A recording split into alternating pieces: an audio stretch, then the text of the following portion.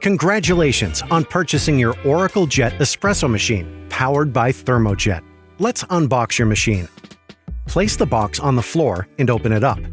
Remove the accessories contained in the top panel packaging. With both hands, firmly hold the machine and pull it up and out of the box. You'll find a set of key accessories that all have a part to play. Before first use, remove all of the plastic protective covering and wash all the parts and accessories with warm soapy water and a soft cloth or brush. Dry thoroughly before use. You'll notice that the Oracle Jet features a third wheel for added convenience. You can easily swivel it around until you find the right position, then lock the lever to secure the machine from moving around your benchtop.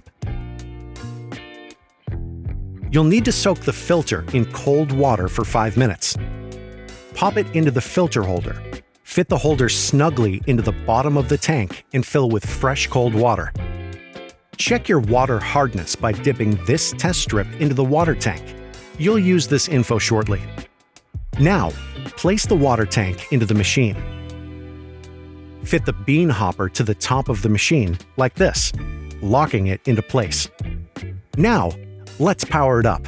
On first use, your machine will prompt you to set up various preferences,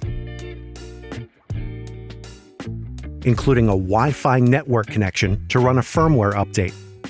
This keeps your Oracle Jet up to date with the very latest operating system, just like your smartphone. Next, all you have to do is follow the on-screen tutorials, which will take you through all the parts and accessories to get to know your machine better, right through to making your first coffee using simple, easy-to-follow steps. Cold drinks are now officially on the menu. These brew at lower temperatures, which produce more mellow and less acidic notes, creating light and smooth flavor profiles. Experiment with new flavors and creations, and enjoy pre-programmed classics and recipes, including cold brew, cold espresso, espresso martini, espresso shakerato, and latte shakerato.